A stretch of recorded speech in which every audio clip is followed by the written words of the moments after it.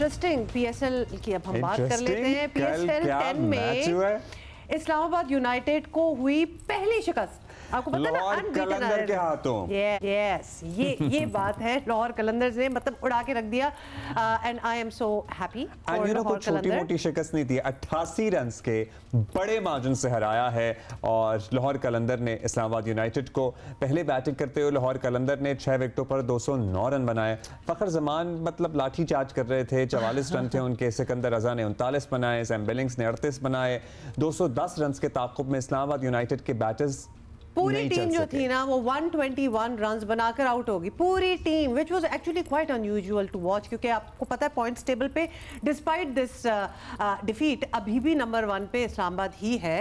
हारिस और शाहीन ने T20 career की 300 विकेटें भी इसी के साथ, कल की विकेटों के साथ हासिल की हैं। एक ओवर में 2-2 विकेटें ले रहे थे लड़के। मेरा बड़ा ही मूड था कि चूंकि वीकेंड पे मैं और अब्दुल्ला भी गए हुए थे। I am not too sure about Abdullah though, लेकिन मेरा तो एक मैजिक और वाइब जो है ना वो रह गई है वहाँ लाहौर कलंदर की टीम पे।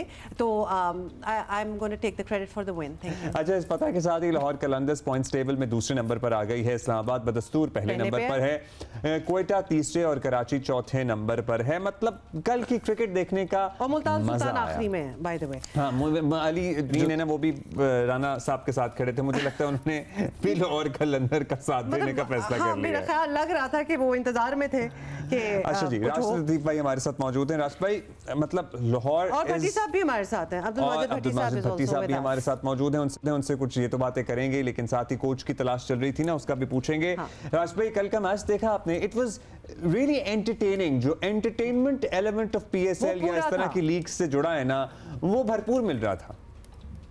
अस्सलाम वालेकुम। बिल्कुल, पहली इनिंग्स अगर देखते हैं उसमें बड़ा एंटरटेनमेंट मिली है, स्पेशली सिकंदर रजा जिस तरह से खेल रहे हैं, बॉलिंग बैटिंग दोनों में।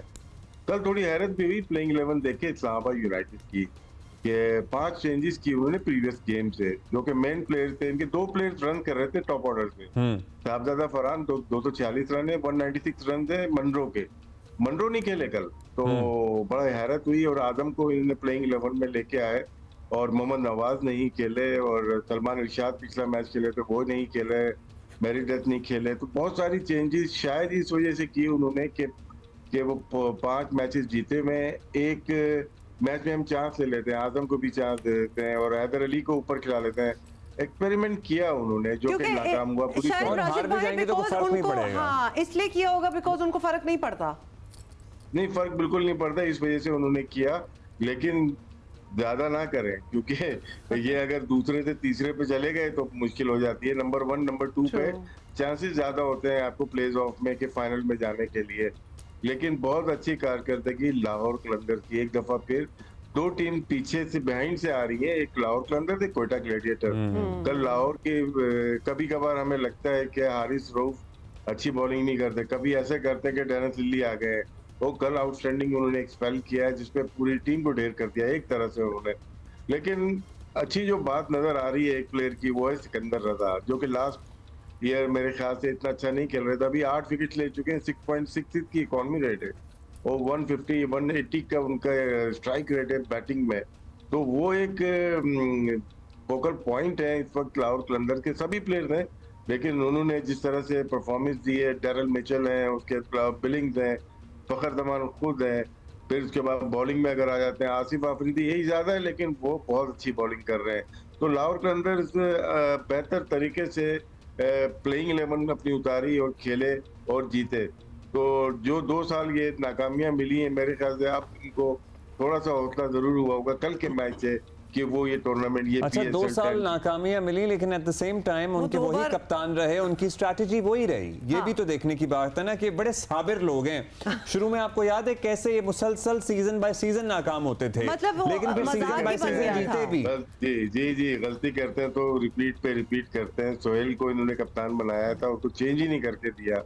सब लोग बोल रहे थे कि चेंज कर दें, लेकिन नहीं किया उन्होंने। ये अच्छी बात भी कह सकते हैं, लेकिन एक चीज नजर आ जाती है, शाहीन अफरीदी को चेंज करने का या हारने के बाद चेंज करने का कोई बनता नहीं था। उनके पास रिप्लेसमेंट फखर जमान है, लेकिन मेरे ख्याल से शाहीन अफरीदी 2 दफा जीत चुके थे।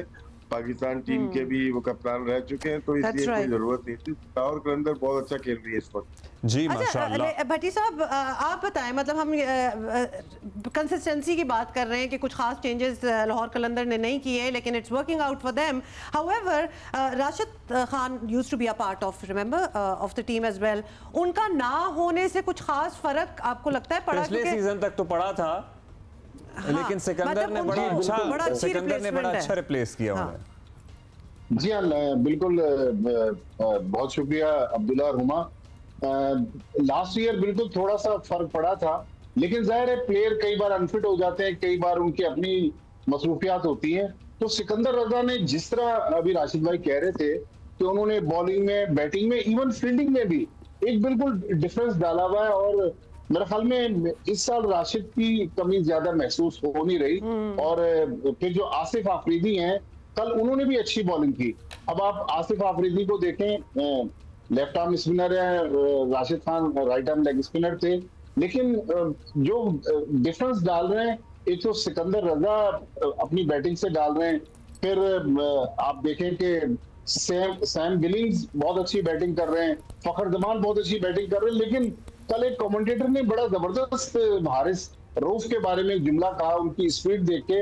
उन्होंने कहा कि रॉकेट रऊफ, तो वो रॉकेट की तरह, कल आप उनकी स्पीड देखें कि बैट्समैनों के पास कोई उसका जवाब नहीं था। फिर ऊपर से एक विकेट जो शाहीन ने ली, तो लग रहा है कि अभी तक जब आपने और अब्दुल्ला, आपने और हुमा ने जिस दिन डगआउट संभाला, उसके बाद से लग रहा है कि उस टीम को एक जो टेक ऑफ की जरूरत थी, वो टेक ऑफ अब हासिल कर लिया लाहौर कलंदर ने। वो टेक ऑफ हासिल कर लिया लाहौर कलंदर ने।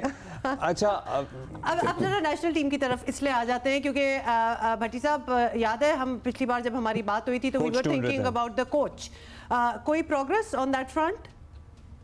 देखिए, पाकिस्तान क्रिकेट बोर्ड ने जो दरखास्तें मांगी थी उसकी तो डेट खत्म हो रही है संडे को, लेकिन अभी तक जो व्हाइट बॉल की सीरीज है, जिसमें बांग्लादेश की सीरीज चूंकि शुरू होनी है इस महीने के आखिर में, तो माइक हैसन न्यूजीलैंड के जो हैं अभी तक वही स्ट्रॉन्ग कैंडिडेट के तौर पर सामने आ रहे हैं। फिर जब अक्टूबर नवंबर में टेस्ट सीरीज आएगी, उस वक्त कहा जा रहा है कि मिसबाह उल हक और सकलैन मुश्ताक से में से कोई एक वो टेस्ट टीम की जिम्मेदारियां संभालेगा। फिर जो एक और इश्तहार दिया था पीसीबी ने हाई परफॉर्मेंस सेंटर के डायरेक्टर के लिए, तो आकिब जावेद अब तकरीबन पीसीबी हेडक्वार्टर में दाखिल होने वाले हैं। तो वहां आकिब जावेद की तकरीरी तकरीबन हो चुकी है, और यहाँ पर as a head coach Mike Hesson जो हैं वो मजबूत उम्मीदवार है। हालांकि कल हमने ये भी सुना कि अजहर महमूद जो पाकिस्तान के असिस्टेंट कोच हैं वो भी अप्लाई करना चाहते हैं, लेकिन मेरे ख्याल में माइक हैसन जो हैं अब शायद रस्मी कार्रवाई रह गई है, उनका अनाउंसमेंट बाकी है, वही पाकिस्तान टीम के हेड कोच हमें दिखाई दे रहे हैं। वही पाकिस्तान टीम के हेड कोच हमें दिखाई दे रहे हैं। चलें जी, थैंक यू सो मच आपका भट्टी साहब। राशिद भाई, वैसे आपको लास्टली जाते जाते पूछ लें कि मैंने नहीं शुक्रिया अदा किया था, कि जाते जाते आपसे पूछ लें कि आगे आपको कौन सी टीमें आगे जाती हुई नजर आ रही हैं? जो पीछे रह गए हैं उनका अब भी कोई चांस है?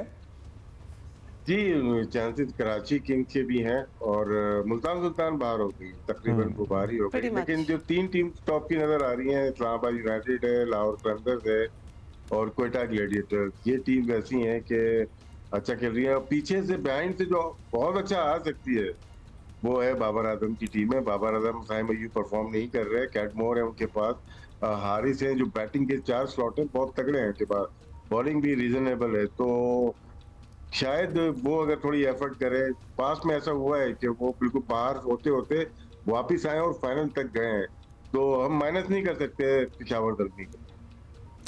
पेशावर ज़ल्मी को माइनस नहीं कर सकते, और कराची के भी ब्राइट चांसेस हैं सर्टेनली। बहुत शुक्रिया आपका। मारी, आपको पता है ना, विंडो आउट हो गई थी, फिर आप वापस आ गए, मतलब बड़े आप भी क्रिकेटर बनने